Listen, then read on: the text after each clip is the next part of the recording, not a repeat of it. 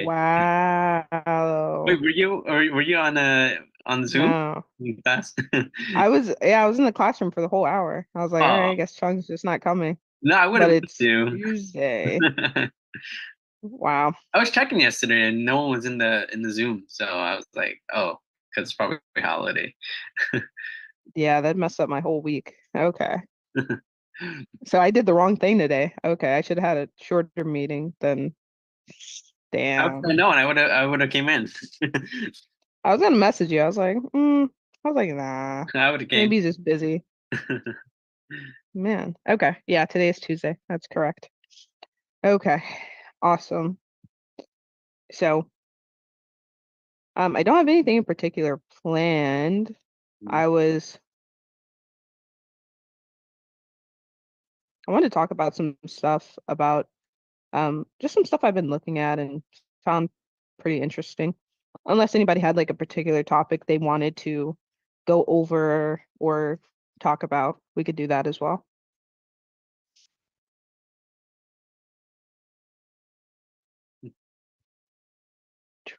I don't have any. Cool, cool, cool, cool. Okay. So what I've been kind of toying with is I've been trying to get back into like the agent outreach side of things and trying to figure that out. And Jerry Norton kind of did like a 0 to like 60K thing that he's doing with his kids, I think, and then like a neighbor's kid or something like that.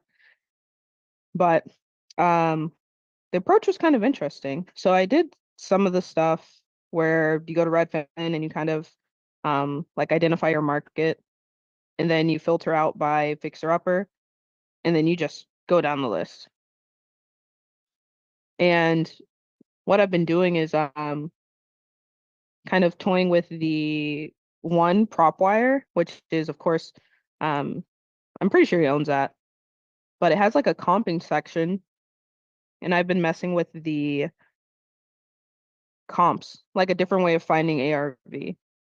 So instead of saying like, oh, this house is exactly the same and has the same square footage and it's on the same street and it sold within, you know, less than 6 months, I've been taking the approach of doing like what Jerry does, which is price per square foot. It takes the average of the comps and it gives you price per square foot. And then you kind of like plug it into the deal calculator and you kind of get your MAO that way. But I don't know if anybody has any experience with like comping or um like doing the price per square foot method or anything like that. That's just what I've been doing lately. Yeah, I just know I came in a little bit late. I know that's really popular, like you're saying with agent, you mentioned outreach a moment ago. I know that's really popular with agents when they're doing CMAs and things like that, the competitive market analysis and stuff like that. Mm, okay. Yeah, they go by that's like that's the the standard metric is price per square foot. Really? Yeah, I mean traditionally, that's changing, I think, but traditionally, that's what realtors have really gone by is the price per square foot. Just boiled it down to that. So there's there's Mm, there's something there. That whole industry's been using that metric for decades. hmm. Yeah, I've been enjoying it because one, it's a lot like faster. There is no look, all right, open it up, look at the pictures. Was this fully renovated? All right, okay, cool. Where's the next one? Open it up. All right, is it renovated? It's just like, all right, look what it sold for, look at the price per square foot. Obviously avoid like any outliers. If everything's going for 100 and you see one that went for 250, obviously avoid that one.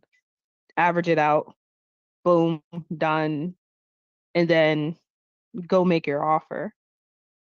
So I've been thinking, yeah, I've been starting to do that. I haven't like fully committed to it, but yeah, I'm starting to kind of get into agent outreach. Have you done any agent outreach, Joey?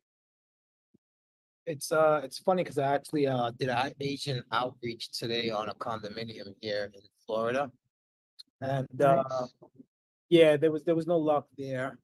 Being the apartment literally was listed for over 200 days, and apparently the not 200 days. I take that back. There was another listing that I was talking about that I was thinking of, but this one was like just under the 180-day mark. I believe it was like 171, and I did speak with the realtor, and unfortunately, the owner of the place is an investor. He doesn't want to carry the note, and I've tried everything with them, but there was no luck. I actually did my first door knock today as well on a property that I knew was about, because I'm in a bigger pockets community as well. So I'm always getting these listings of pre-foreclosures and stuff like that. So I noticed that there was a property just 5 minutes from me. Literally, it was like 1.8 miles away driving. And yeah, I knocked on the door, but there was no luck. I mean, it was just weird because the gentleman, there was someone home, there was a front door beside there was a window beside the front door. The screen was down, and the guy's like, "How can I help you?" I'm like, "Yeah, I'm just looking to see if you guys would be interested in selling." Um, and he's like, "I'm on the phone right now. Come back later." I was like, "All right, I'll come back another time." But he clearly was annoyed by me being there. But the money's in the follow-up. So I'm gonna try to give it another day or two, and I'm just gonna show right back up at the door. I mean, it's a pre-foreclosure. Worst thing they could tell me is no, but I gotta get out my comfort zone and give it a shot. But as far as agent outreach, back to the original question, not as much. I mean, I did have a call with someone today, but there was no luck from it. Mm, okay. Yeah. And then with the pre-foreclosure, just obviously you already know to go back a second time, third time, but try being a little bit different and saying like, "Hey, I was just knocking to see if you needed help stopping or delaying that foreclosure." Yeah, I just need a conversation. I just want to see how I can Yeah, help them during this situation. But I mean, I clearly wasn't getting anywhere. But I'll give it another follow-up regardless. So yeah. exactly. Because people are probably knocking them and saying, "Hey, you got to sell, right? The bank's coming, right?" He's like, Yeah, "Oh my God." yeah, you really So annoyed, even want to be bothered, but I mean, I want to try to help them, you know, get out of this say mess. say that, man. Yeah, That'll resonate with them more. yeah, So, trust. but yeah, I want to do some door knocking in Orlando. Like, um, there's one that's, uh, I think like, I don't know, maybe 10, 12 minutes from me. It's Nice. by, like Metro West, if you know where, Carver Shores is. Exactly at Metro West. Right off of Kirk. Yeah. Yeah. So, So it's one over there. yeah. So that was the reason why I went. I mean, I was a little nervous because I haven't door knocked before, but I was like, it's now or never. This is like less than 2 miles for me. I gotta jump out there, and then that's what I did. So yeah, I'm gonna try to start giving that a shot. Door knocking, see how that goes. Yeah, Joe. Oh, go ahead, Ali. I was done. Bagu has been doing some door knocking. I don't know if Bagu, if you're on, you can hear us, but she has a pamphlet that she's been leaving with when she door knocks and there's no answer. Yeah, Just to kind of go along with that, like what Ali was saying, as us being different and just seeing, yeah, leading with trying to get them to see if they need help stopping or delaying the foreclosure, leading with that instead of, yeah, instead of ever mentioning, initially that will buy the house, I'd come up like almost as an afterthought after we've gone through all their steps. But um, that might be something that might be helpful. Get a copy of that little like trifold. I think it's a trifold that has yeah. all. I actually had some back in New York, but now that I relocated, I just gotta go out and get my own. I gotta get a new thing. It's funny because I was just mentioning that to my brother. I said, I gotta get some new some new pamphlets. I said, so I can leave them on the door, but I just haven't come around to that. I mean, I literally been living here in Orlando for about 3 weeks now, maybe a month, if that, 25 days to be exact, Right so. on. Yep. So, well, I'll get it going, but thank you for that, Cody. I appreciate your advice. Right on. Thank you. Yeah, I'm here. Can you guys hear me? Oh yeah. Hey. Oh, so I want to say first, kudos to you, Joey, for like just attempting, even though you're nervous and all that. The Yeah. first couple of weeks, I was literally nervous. It's like, oh, I didn't know what to say. And then something clicked. Allie and other people said something like, you're here, really here. If you're there to serve and really help, that will come through. Yes. You'll put, like, I know the first week is jittery, and let all the jitters go. Yeah. It's okay. You just go through the emotion. And then the second week now I'm in my first month of actually door knocking. I noticed I'm a lot more confident in myself in it. I'll just knock. And I'll just say, hey, how are you? Just be just your genuine self.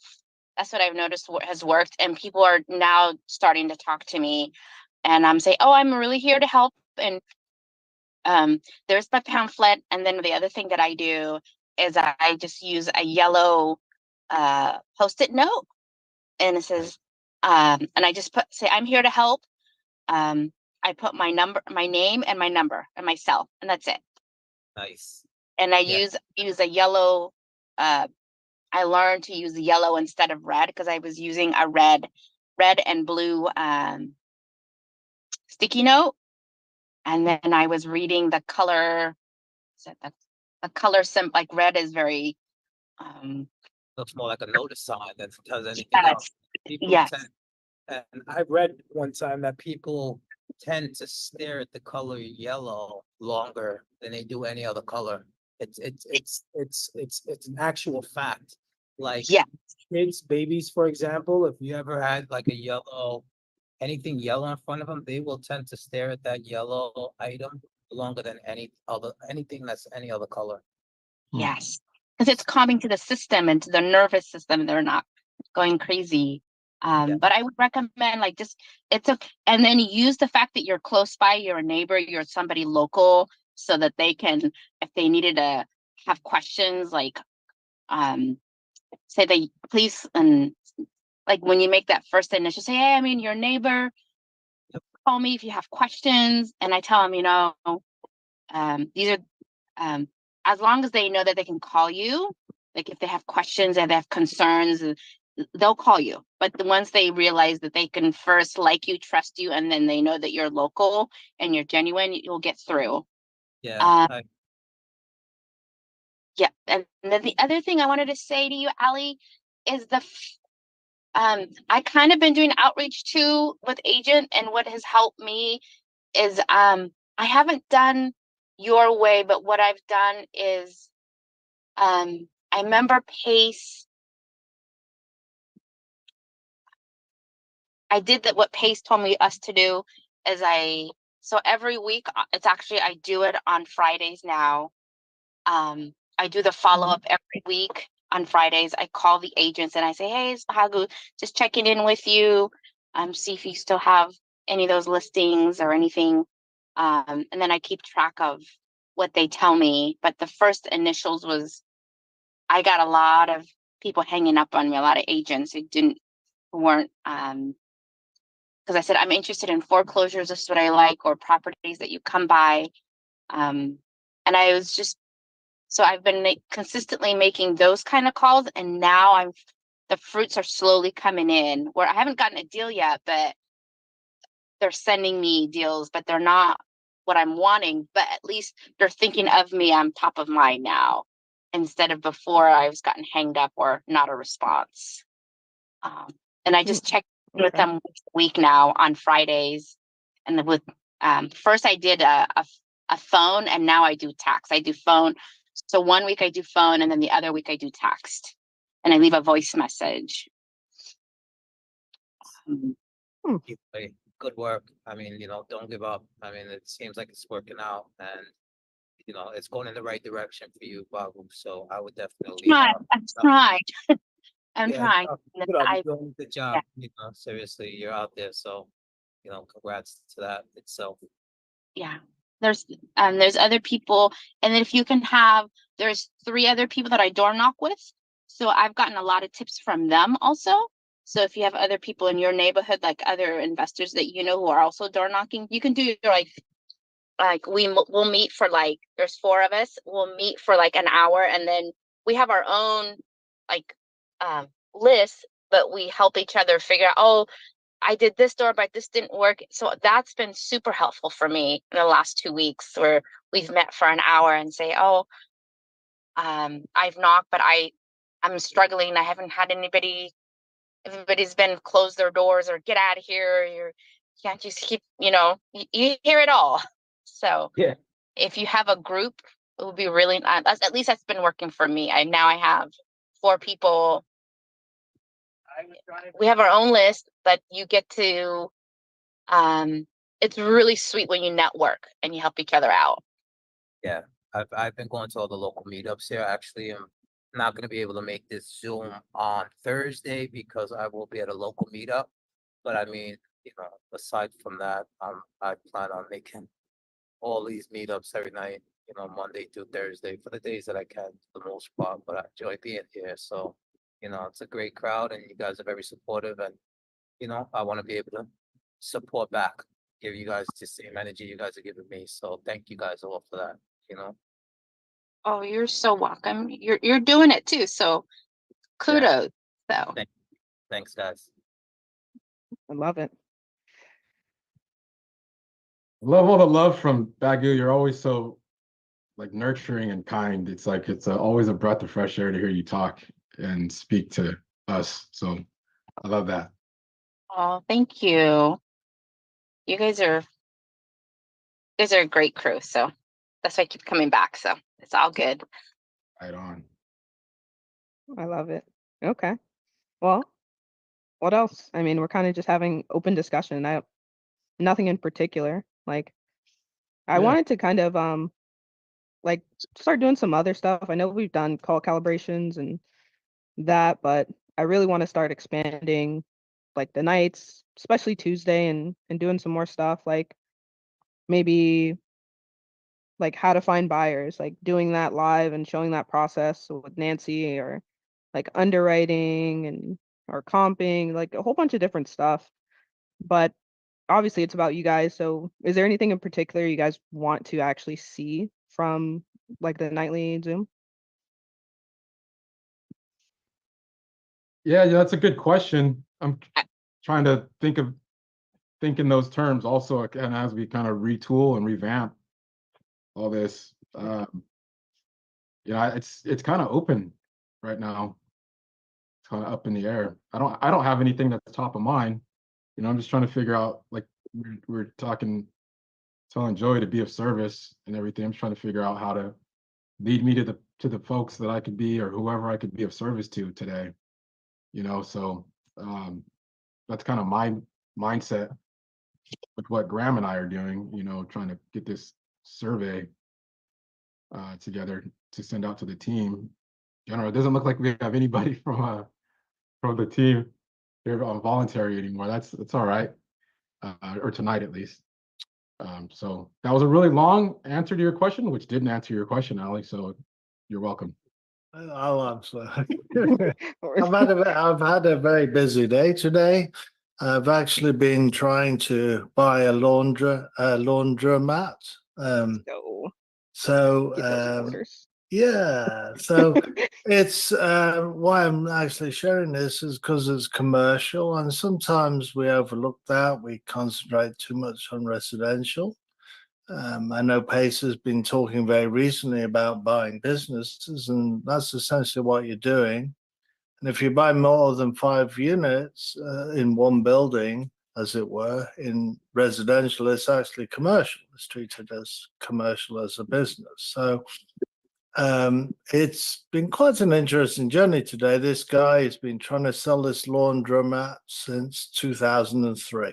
And you probably can guess why he hasn't sold it so far, because he's been on the greedy side. And when you're in commercial, you don't sell unless it makes sense. So nobody's been buying it. He's Korean, and when he bought it, he brought a bag of money in and dumped it on the table. And they think somebody like that is going to do the same thing to him, which is totally unrealistic. so anyway, I've been looking at it several times.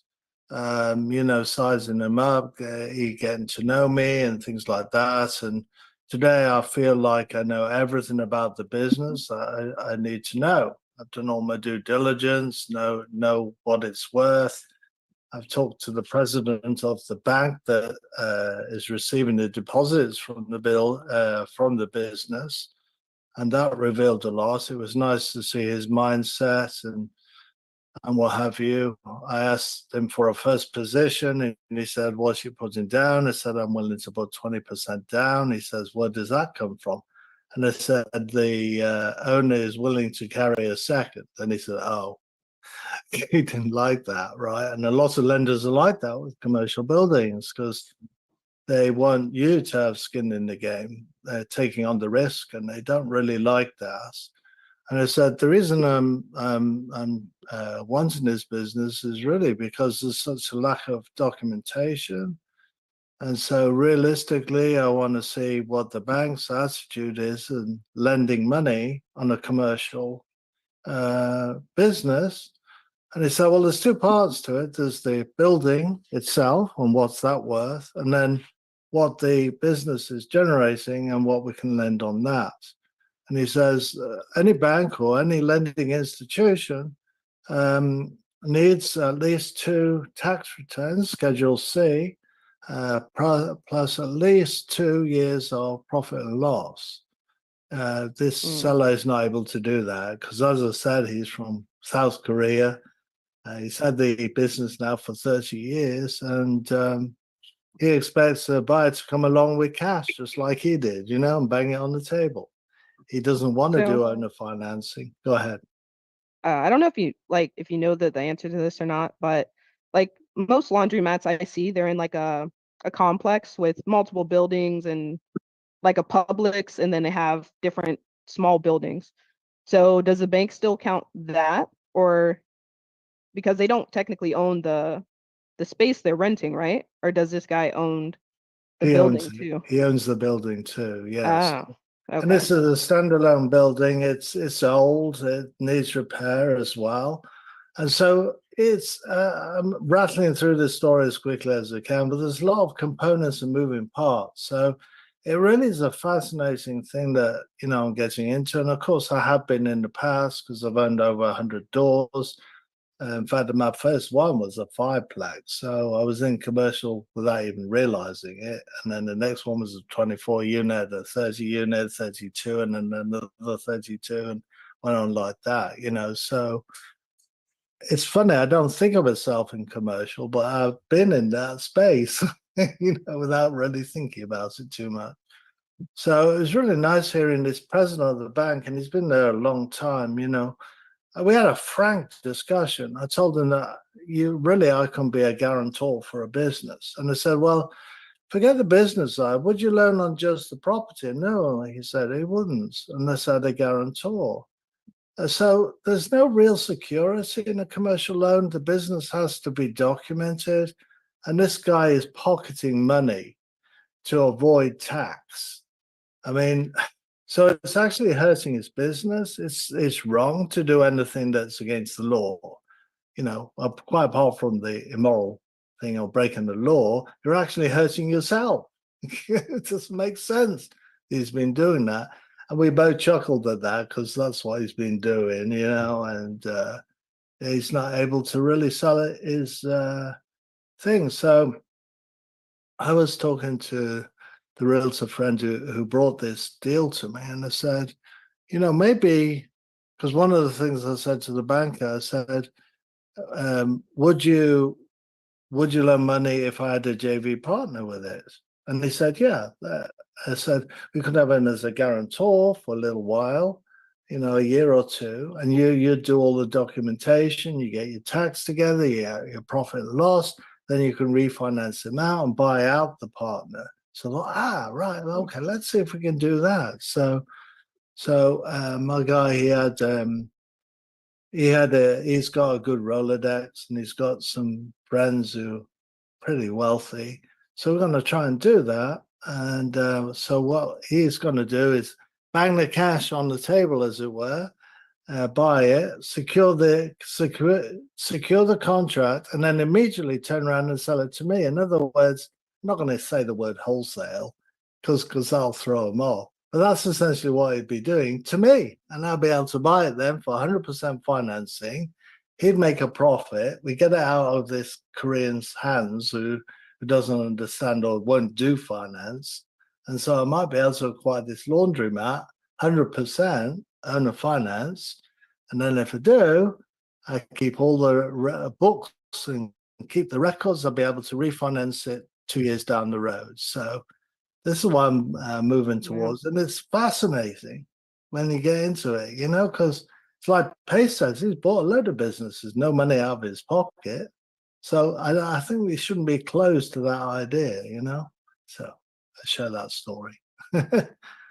Hey, Graham, what problem are you solving for him? He just wants to be out of the business?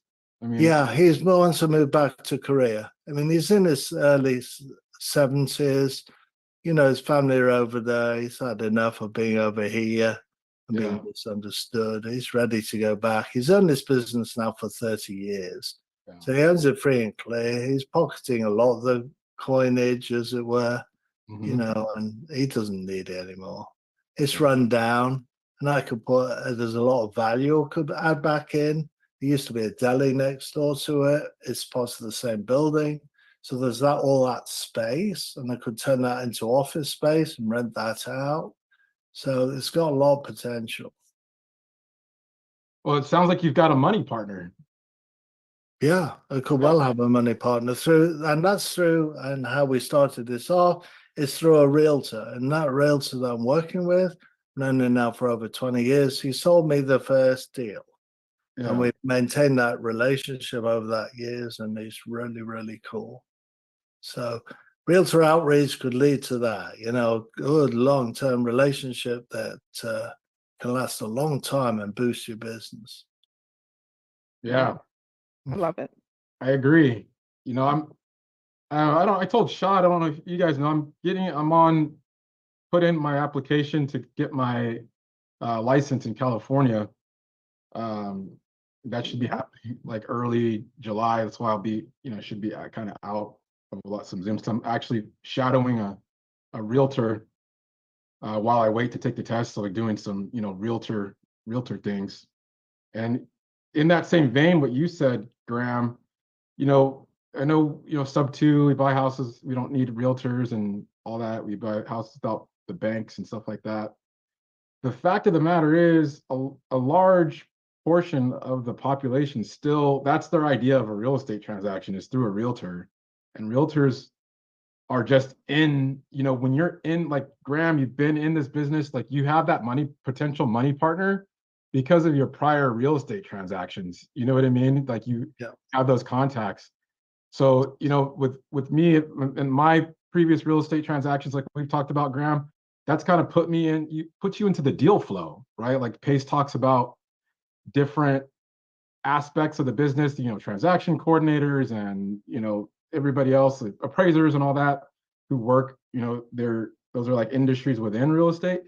That all puts you within the deal flow, like you wouldn't have known about this, but for that contact that you had with someone that you've done a transaction with before, that knows that you'll perform. Joey, I know you've talked about, the 2 houses that you flipped, that one that you were talking about last week, where the gentleman goes by there, picks up mail, doesn't come. You're already there. You were like talking to the neighbors, and, you talk to the neighbor across the street, and that the neighbor tried to buy it for his daughter and couldn't buy it, and all these things, that you're in the flow, like just somebody walking by that property and just seeing the mailbox full of, unopened mail. That's an indicator, right?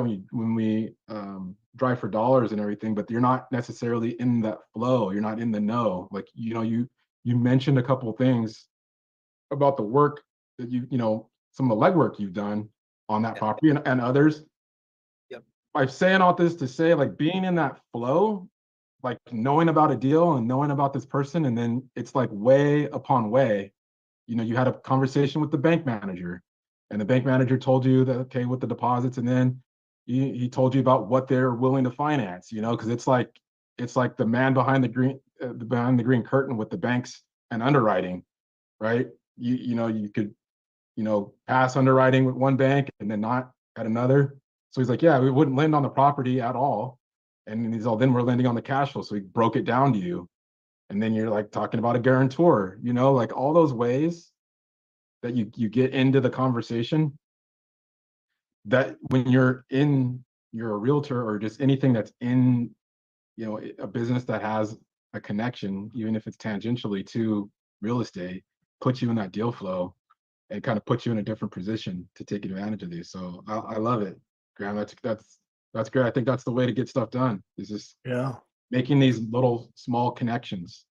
Yeah, I haven't had time to share this story, but I've got another one. I went to see a hotel in Athens. It was about 60 miles away from where I live. And I thought to myself, there's very extreme little chance I can buy a hotel, right? I mean, but hey, I'm going along, and the reason I'm going along is to learn. In fact, I know I keep saying it, but the important thing is every day in your business to stay out of your comfort zone. So I was way out of my comfort zone. Buy a hotel with so no money in my pocket. You'll know I'm broke, right? But hey, we're all about no money down, right? I mean, owner financing and acquiring businesses and acquire the world with no money out of our pocket, right? I mean, the money's out there. We got a JV and partner and what have you. So that's kind of how I went along. And I thought, I know I'm going to learn something because it's way bigger than me. And it was fascinating. The address, and you probably can tell from the address when I tell you, it was 1 North Jackson Street. Now, what does that tell you? Number one. New development? It's right in the center of Athens, right next to the courthouse, right? So you can imagine what a prime location this building is in. And it's 100 years old. So the whole external of it was brick. And talk about culture and style, because it's right in the center of the city, right? So those buildings at the center of any city, you'll find historic and they're old, and the city cares about them.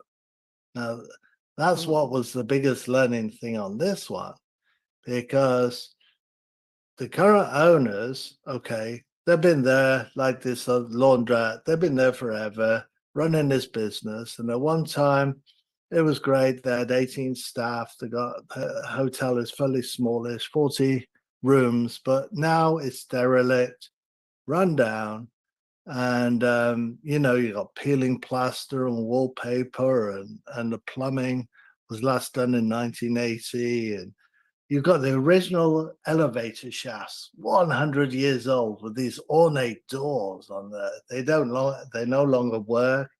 You've got the main reception where we have a hotel and the book you in and things. Well, they turned the whole area, because usually that's big area. It's a big area. They turned that into a bar.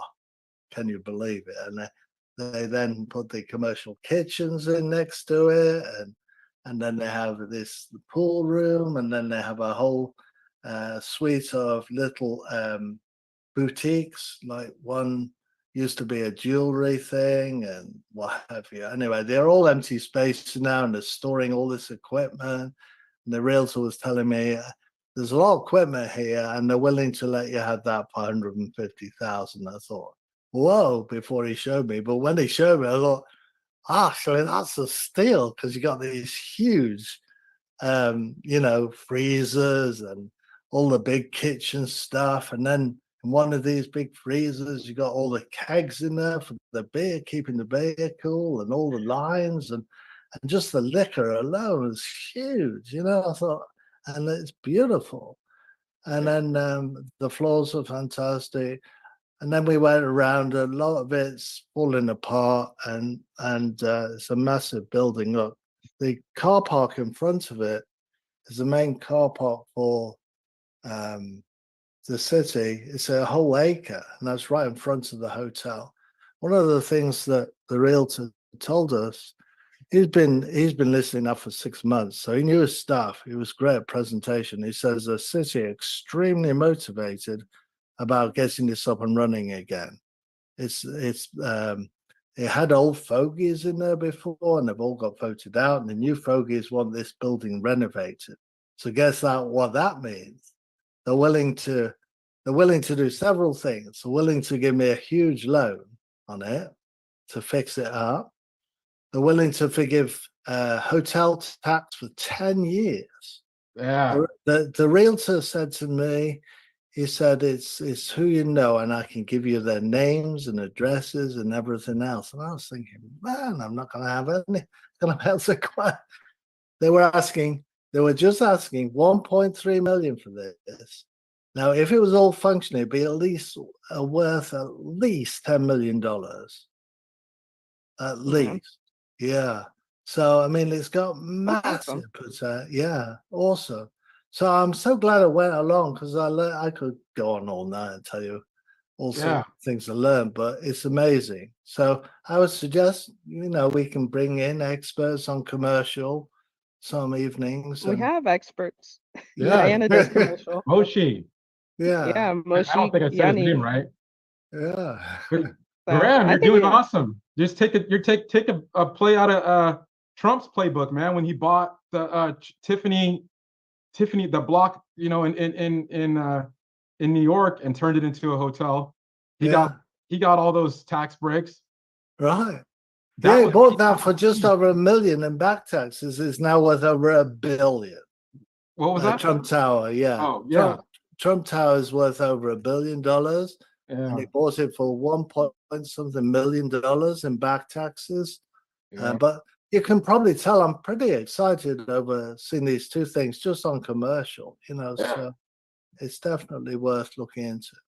It's good, man. But that's good. I like that, the way you're thinking. And that's how you leverage stuff, with these redevelopment agencies, people that are motivated. There's a saying, the easiest direction to ride a horse is the direction that it's going in already, right? So if you've got some new people on these councils, they come, they go, the politics, this and that. So if you can ride that wave, they want that, get that loan, get that tax forgiveness, because that's like a once, that's not an all the time thing. You have to have the right conditions for that to happen. Yeah. Sounds like I guess what the city, he said as well on that, he said they would let short-term rentals, Airbnb, and they would let mid-term rentals in there. And they don't normally do that with hotels. And that's, that was the main hotel in town. So that was fascinating as well. Okay. So we got a response from Bagu. She wants to learn about some different types of underwritings for foreclosures. Also interested in learning. Also every interest of what you are learning and discovering. Okay. Yeah, I think we could definitely do that. Underwriting is pretty much the same across the different motivations, but yeah, I think we get, Nancy in here, and she kind of shows us that process, and then we do some creative underwriting. I think Shad's actually really good at that. He's the one I knew enough, but Shad really took me from like, okay, I can kind of hang in I understand it, to I feel like I can at least hang with some of the best underwriters. Like I can understand it. And yeah, that's all from Shad. So maybe we'll have him do a breakdown on that. But okay, noted for sure. Chung, what do you want to see? All right. I don't know. I am so focused on just trying to get better at lead managing right now, because one of the things Well, underwriting too. I mean, because like on the call, you have to qualify whether or not it's going to work out. So I feel like that's like a mini underwriting in my head as I'm on the call, see whether or not if it's going to be cash or credit or whatever. So Okay. We'll go over it. It's just I know when I explain it, it seems more complex than it really is. It's just a train of thought of like, okay, this is what they're telling me. This is context clues that I have. Now I'm making choices off of the context clues that I have at the time. yeah. So I don't know. I'll maybe try to figure out a simpler way to do it. But yeah, we can do that for sure. Like figuring out what exit's gonna make the most sense. But I have an example. I mean, if I could ask you real quick, because like Let's do it. so I qualified it as not a good fit, but I don't know if I did it correctly. That because this is part of the problem.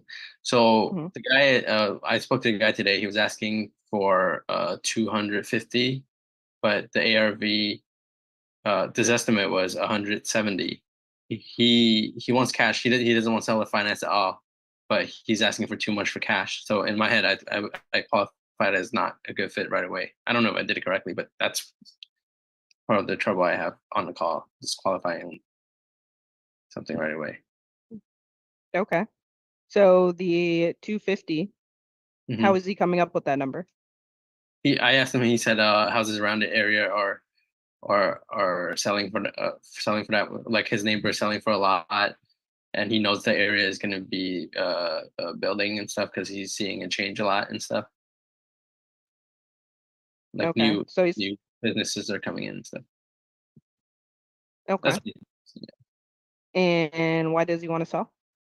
because he wants to move to a different property. He's not motivated seller. He just if he gets the price he gets the money he wants, he's open to just moving to a new property.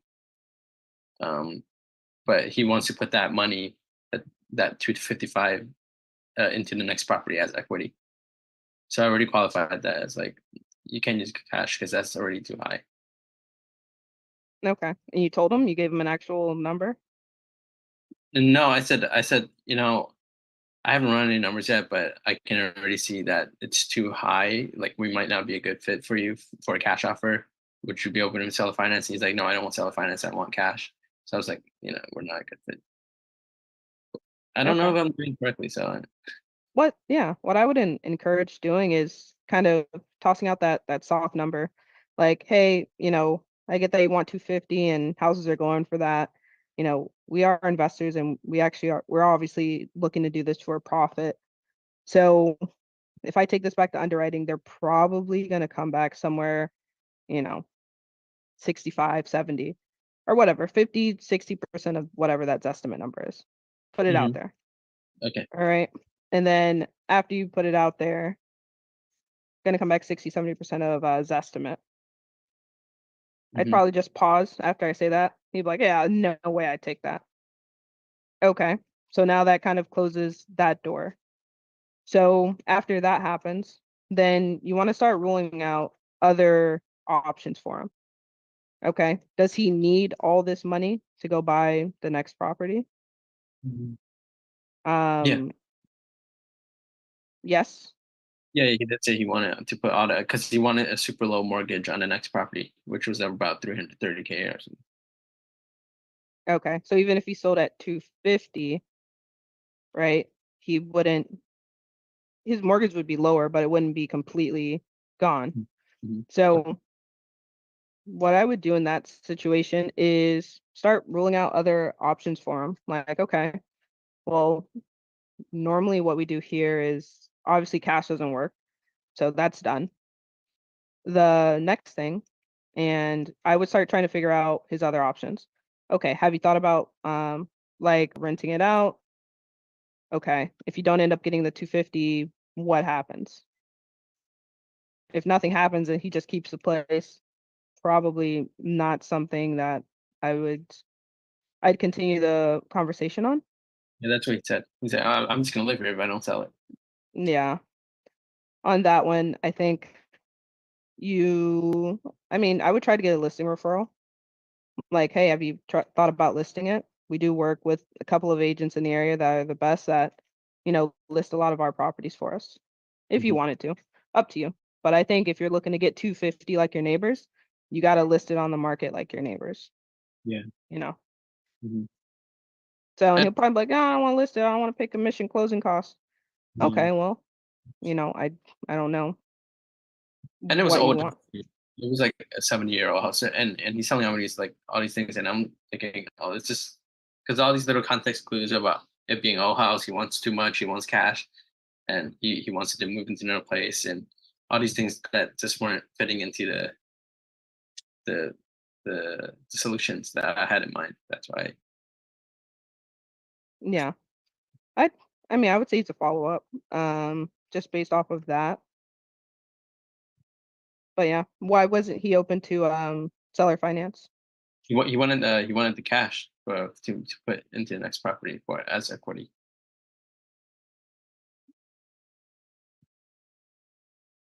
Okay. And why was he buying the other house? No reason. He just if he because also he wanted to move to a different area because he didn't like his area as it was changing or something. So he didn't like living here anymore. It was his family house. He lived there for almost like his whole life. He's lived there, and since the area is changing and becoming more like modern, he doesn't like that. So he wants to move to a different place. Yeah. I mean, I'm not really, It's a super like strong you one. said, yeah, I'm not seeing a lot of a strong motivation, especially if he's been there for 20 years and he hasn't really done anything to sell the property besides get phone calls. So Yeah. I think he made the right decision.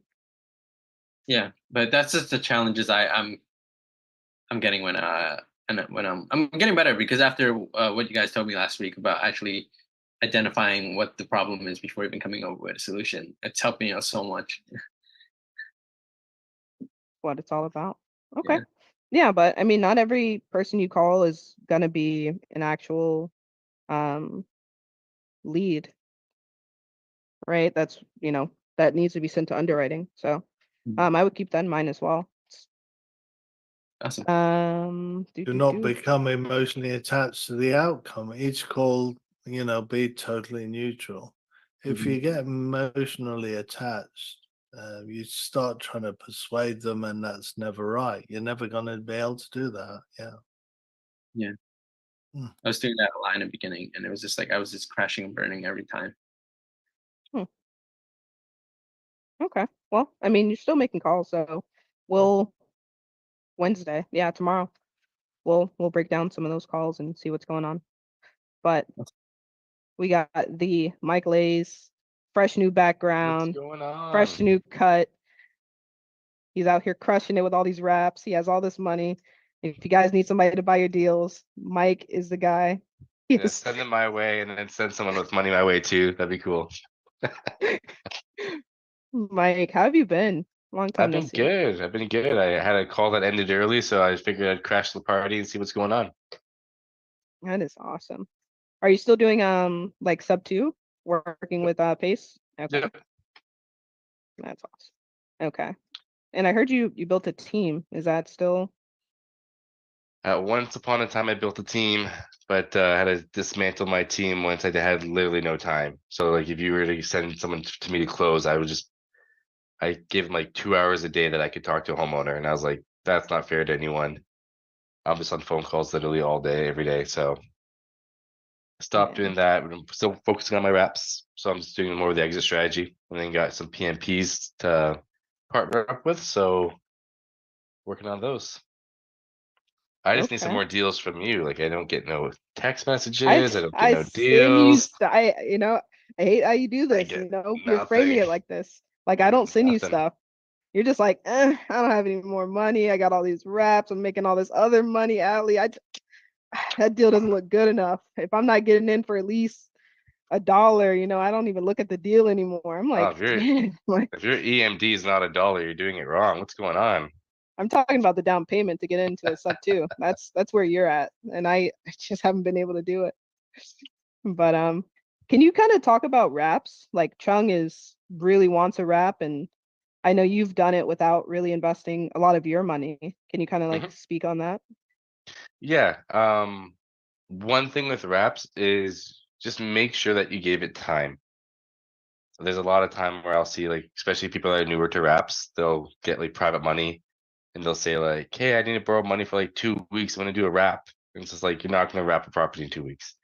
It could take 3 months, 4 months, 5, 6 months, 8 months to do a wrap. So definitely make sure if you're gonna get a partner, you're upfront with that. And you also bonus points if you can get them to fund like 6 months in advance. So that's something that I'll do with my wrap partners right now is that. But basically all you're doing is you're getting a deal creatively, you're turning around, you're selling it to someone that doesn't qualify for a loan creatively at a much higher interest rate. So my last one I wrapped, well, I got one right now that we did a midterm rental. A guy owns a medical facility, a medical device facility, needs time to save up for the down payment. So we're actually doing a midterm rental until January, and then we're turning into a wrap after January. So be creative in terms of like not doing the holding costs. That property was costing us like $5,000 a month holding. So if you have to be creative and do a midterm rental in between, be creative. Just figure it out. But yeah, I'm finding a lot of people that we're talking to are small business owners. They don't qualify for loans, yet they make a ton of money. The one previous to that one was I bought a deal off of a sub 2 student. Interest rate was 2.75. And we were able to sell it to a guy who owns a construction company for 8% interest. So lots of opportunities out there, but I would say if you're gonna do a wrap, build a team of someone that can help you dispo. So I have like a realtor that's a unicorn agent that can help me dispo. So he's already talking to people, he's already has on Zillow, he's doing like most of the heavy lifting. And then just communicate with that individual and figure out where's a good area and what's not a good area. So like, just let them know before you even buy the property, do you think you can move this thing? If they say yeah, and you trust them, give them a go.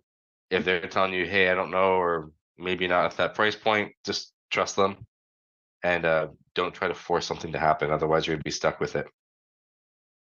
Oh, wow. I thought Pace said that is the period to find a buyer at least 6 months, because I thought he said that was the easiest part of doing it. Not at least I would say 3 to 6 is typically. Pace has a bunch of resources, so keep that in mind too. Where Pace could be like, hey, I'm looking for a wrap buyer, and like the whole 13,000 students will find him a homeowner in like 2 minutes. When you're doing it on your own or doing it with a small team, I would give yourself time. Even the RMLO process to like get them qualified, and they're not getting qualified through a bank, but they still have to qualify through you. So you get to see everything, you get to make a decision if they're a good fit or not. That RMLO process takes 30 days. So even when you find the person and they're ready to sign the contract, it's still going to be probably a 30-day close just to do the RMLO process to make sure that they qualify for everything. I see. So if you have holding costs, that means you've closed on the property on your end, right? Before you find a buyer. Yeah. Oh, wow.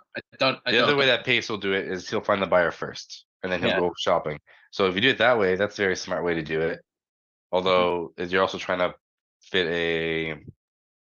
a square peg into a whole slot. Like it doesn't make necessarily sense because now I got this person that's going to be super picky telling me what he does or doesn't want, and I'm only buying it because I got the interest rate. So I'm not going to buy something where the interest rate's terrible, otherwise there's no spread. So like I'm buying the property because it's 2.75%.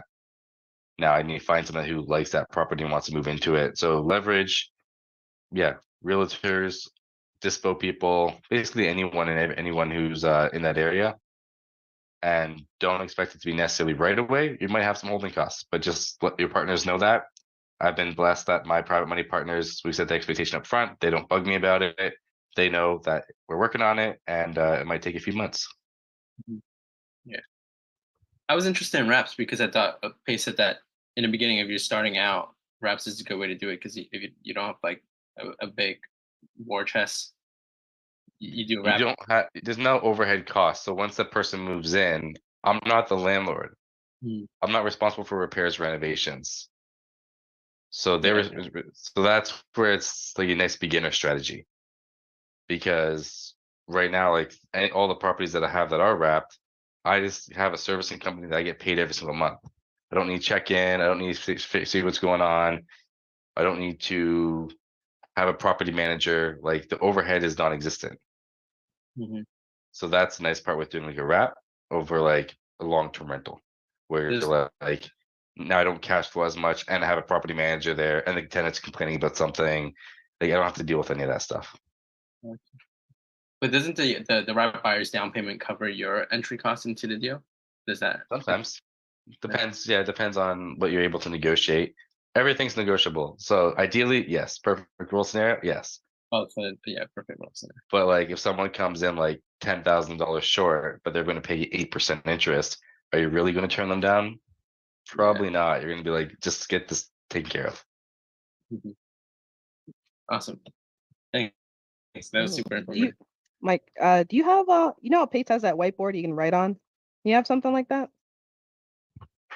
Oh, Like you what's could it? actually like share screen, not like a random whiteboard. I was gonna say I have a random whiteboard beside me. There's a whiteboard feature on Zoom. It kind of sucks though. But I mean, What do you like want me if to do? well, Oh, if you you were want me up to do for like it, paint? no, if you could do like a deal breakdown, like with actual numbers from a deal, like we don't need the address, but if you could show us like Oh, yeah, I can kind of find. I have to go through my deals and like give me time to prep for that. But yeah, I can do that for you. okay. I think we should just do a night and bring you back and do wraps. I Do think you you have to sell me 3 deals and then we'll have a night. you guys heard that, right? All right, it's time to go hunting. We got door knockers, we got agent outreach, we got Yeah. direct to seller. Find me some we wrap got- buyers. There you go. You got anyone in Texas to find wrap buyers? I'm all ears. I'll pay 5,000 each. Let's go. Okay. All right, Mike, when I bring you something, all right, don't leave me on red. I- Okay. And you're still buying what, like Corpus Christi? Texas, we're actually my the nice part about having private money partners is when you complete a deal, they're very quick to want to buy another deal. So we're open right now for Texas, Arizona, Florida. Yeah, I got a money partner right now itching to get into another deal because we just wrapped that one house. Okay. What interest rate are you guys looking for, ideally? Typically below 4. Okay. Otherwise, in you're not going to make too much on a wrap, and you'd be better off doing like a midterm rental or like a Section 8 or something like that. Something we're going to get the tax benefits because that's like Oh. one of the things that you don't get with a wrap. So if I'm going to do a wrap, I want at least $1,000 spread. So what I've been coming across a lot lately is because we've been focusing a lot on foreclosures.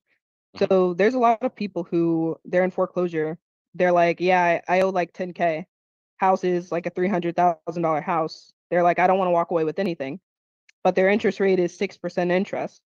Is there still like a market for buyers who would buy something at 6% interest if they could get in with a super low entry? Yeah, you're gonna have a market for it. They're not gonna wrap it, but there's gonna be a market for it. Well, I shouldn't say that. If you get a ton of equity built in there, then you can make your money on the equity. Hmm. So like if let's say there's $100,000 spread and they get 6%, I could sell that to someone for like 8%, and I make 2% over the equity that's the remaining balance, but I get 6%, or should I get the whole 8% on $100,000? So like that would be lucrative if you had a big discount there. But like a lot of the properties I have are like I'm giving asking price already. So like it's a $300,000 home. I bought it for $300,000, but I got an interest rate of like 3%. So like now I need the interest rate to be the difference. But if you had equity in there, yeah, you can make it pretty interesting. Okay. But if it's no equity, high interest rate, not No, something that's attractive, not even for on a a wrap. low entry. No, not a No. wrap. you- I would do like that'd be something where you keep into another exit strategy just for the tax benefits. Like if Well, I you mean, is found there me a like, market for that? oh yeah, there's a, like what do you mean by market? Like buyers for that? You can buyers all day for that. They won't be doing a Hmm. wrap strategy, but you'd have buyers for that. Because anything that's low entry like that, I would just do accelerated depreciation on, which would counteract all my profits I make with my wraps. So you find me like a $600,000 house with a $10,000 entry, I'm buying that strictly for tax purposes. I don't care if I cash flow on that. It's the fact that I'm going to save so much money on my taxes. Okay. All right, gotcha. So ideally 4% interest or lower. And then where are you guys at in terms of entry fee? We don't want to be at maximum 10% of entry fee. So typically we want to be between like the 5 to 8%, because like we also get realtors involved and stuff like that as well. So the idea is to recoup as much money out of it as possible. But if as soon as you add a realtor, you're not going to get all your money out of it typically. So just recouping as much Makes as sense. possible, cash flowing. The realtors are there to make your job simple. Local connections, all that stuff. So yeah, it just depends on how you want to do it. Hmm. And what, like another thing I've been running into is, right, they're open to doing the subject to, it's a good interest rate. They want a low entry, they're looking to like just walk away, but the property needs repairs. So you're dealing with like for example, I had one where they owed 20,000 in back taxes Mhm. and they wanted to just walk away, nothing in their pocket. And the property ended up needing like 50,000 worth of work, in their opinion, like floors, carpet, touching bathroom, kitchen. Mhm. But for like creative, it just didn't make sense as a deal because with the repairs, the entry fee is too high. Is that something you guys take into consideration, or are you flexible with that? Great that you bring that up, because I was actually just talking to my business partner and he was telling me about this guy who buys basically fix and flips and he just wraps them immediately. So the person that buys it off him Hmm. does the fix and flip, but they're living in the house. So they're renovating it based on their needs. But because of that, he's able to give them a lower purchase price than like the Zillow's estimate. So, but he's able to make it spread that way because there's an equity play, kind of like you're mentioning earlier. If I get like a big equity discount, does it still make sense? So he was like, let's say it was a $300,000 house, you're able to get it for 200,000, $50,000 worth of work in there. As a fix and flip, the margins would be thin, but as a wrap, I could wrap and sell that property to someone for 250 at 8% interest, and that'd be a very lucrative deal for me. Or even 225 at 8% interest. That'd be a very lucrative deal for me if the interest rate's low enough. Hmm. Okay. See, this is why I've got to have Mike back. He expands your mind and your thought process. And I think we do a whole thing on wraps. I would, because yeah, I attempted a wrap and yeah, it didn't go well. So You attempted a wrap and you didn't tell me what's going on here. shame. Didn't I tell you? I probably tried to send it to you for you to buy, and you're like, "Ah, it's a crap deal." So then It's it's like, 20% yeah. interest. I was like, this is terrible. Well, no, I was trying to wrap it, so you wouldn't have been like an in buyer. Mhm. Like, I think if I subtued it to you, you probably would have been interested. But yeah, I wanted to wrap it and try to get that passive cash flow, but you don't know what you don't know. Like you said, it takes time, and that was where things got miscalculated. And then also have like an exit strategy after that too. So like if you're gonna wrap a property, let's say it takes let's say you have a money partner and you give your timeline 6 months. At like month like 5, you better be thinking of like an other strategy that you can cash flow that deal. Just in case, because especially if you have a money partner, you're not going to go back to your money partner and be like, hey, I messed up, I need more money. Like they already paid the money to get 50% ownership or whatever you guys negotiated.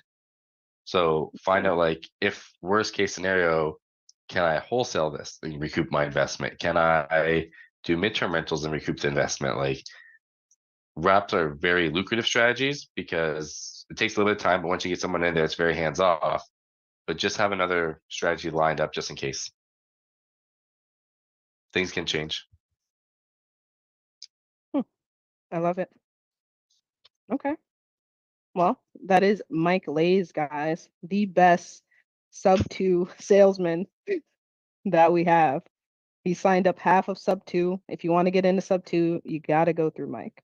So that is, if you guys have any questions for Mike, ask him, or questions in general. We'll get ready to wrap up here soon, and we'll have Mike back for sure sometime in the future.